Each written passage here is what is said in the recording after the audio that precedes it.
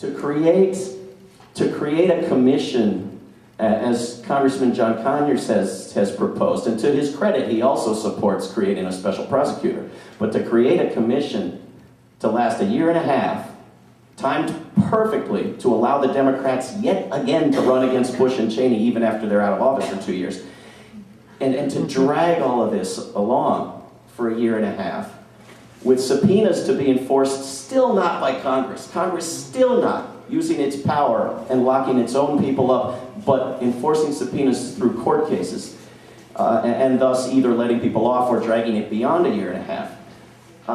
It sounds good. Yeah, we should know the truth. The truth will set us free. But we're never going to know all the truth. And we already know many times over, not just probable cause, but beyond a reasonable doubt. What we need, if we're going to have an investigation, the investigation that's going to bring out the most is one with teeth to it, one with the threat of putting people behind bars, and that's a prosecution, which is an investigation. So there has to be a little wariness. Several people today sent me emails, Nancy Pelosi's for prosecution. And I read the articles. Now, I haven't seen the transcript, I didn't watch the show, maybe I'm wrong, and there is really good news that Nancy Pelosi's for prosecution, but I couldn't find the word prosecution in any of the articles that I read. I found investigations, I found truth, I found knowing what's happened. You know, as if knowing what's happened will prevent it from happening in the future. So pay attention to these words. Be careful about what people are saying. And push for a special prosecutor, not a Truth and Reconciliation Commission. We are not a nation that's been through war where half the nation are the criminals and it's just too many for any court system. We are a nation where a dozen top officials, including the president and vice president, committed egregious crimes and are supposed to be held to the rule of law. There's a great deal of talk also about this wonderful thing called bipartisanship.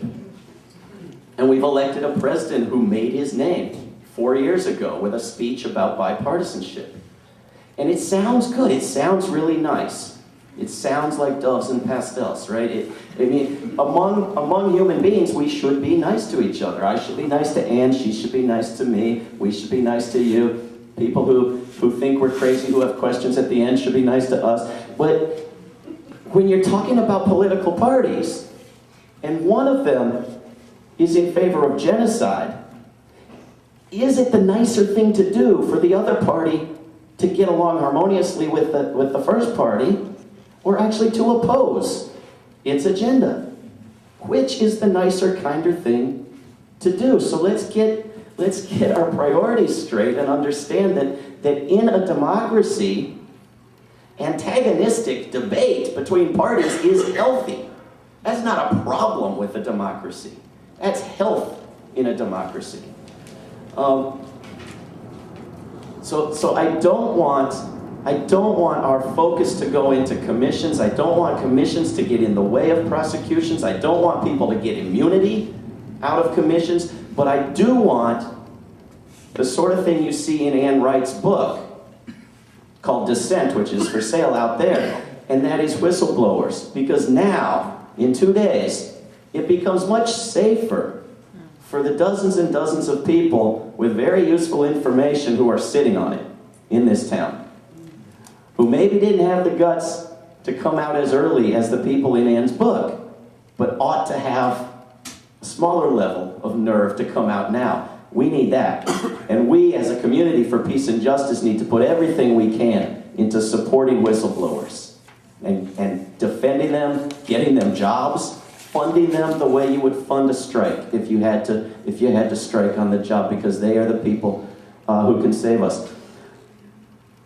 The other thing that's happened this week is that the likely next Attorney General went before the Senate Judiciary Committee and said things that are going to make it very, very difficult for them not to prosecute. And his intention, and the President-elect's intention, is to avoid prosecution at all costs. It's just silly wishful thinking to pretend that they're keeping their powder dry, they're waiting till he's actually in the White House, and then they're going to announce that he's really a progressive and all the right-wing appointees are going to be converted and immediately be progressives. It's not going to happen unless we make it happen.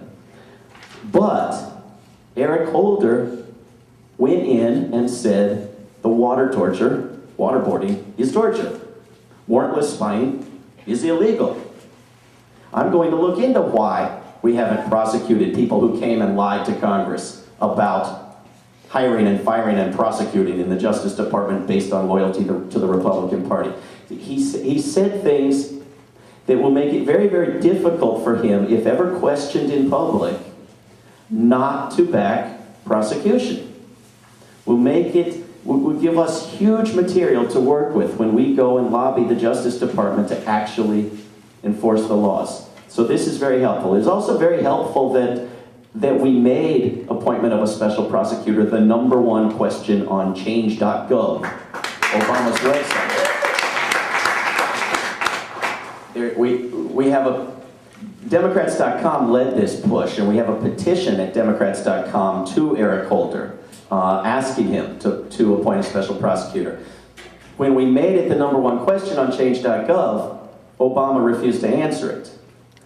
And that backfired, because he was asked about it on ABC, and it's reported in the New York Times and all over the media. And in fact, prosecution is a subject of debate, with 3/4 of the debate on the wrong side, but a subject of debate in the US media in a way that impeachment never was. Prosecution, even specifically federal prosecution, is much more likely than impeachment ever was. Good. That doesn't mean it's going to happen unless we put a lot of work into making it happen. But it is something that they have been scared of from day one, that they were asking for memos on before they committed the crimes, to legalize the crimes, and that they are very, very scared of now. And one thing that means is that it may happen in the next 2 days that Bush attempts to pardon people he told to commit crimes. This will not be bad taste. This will not be offensive. This will not be like pardoning somebody who gave you money. This will be absolutely unprecedented, absolutely unconstitutional, and absolutely untenable if we're going to have any system of law whatsoever. This means that a president can tell someone to commit murder and pardon it, which is exactly what Bush will have done. But haven't we had that till now? We have never had a president pardon crimes that he authorized. We'll have a discussion about this, and I want to hear where everybody's coming from. But we have never had a president instruct someone to commit a crime and then pardon it. That is not a pardon. That is an absurdity. That is in violation of the idea of the rule of law. You've been wanting to say this That's for right. a long time. Lock them up. Lock them up. Lock the bastards up and throw the key away. Far away! A few years down and get mowed. And life in Abu Ghraib. Make sure their sorry asses never see the light of day. Think you got it? 2, 3, 4. Lock them up. Lock them up. Lock them up. Lock them up. Lock the bastards up and throw the key away. Far away!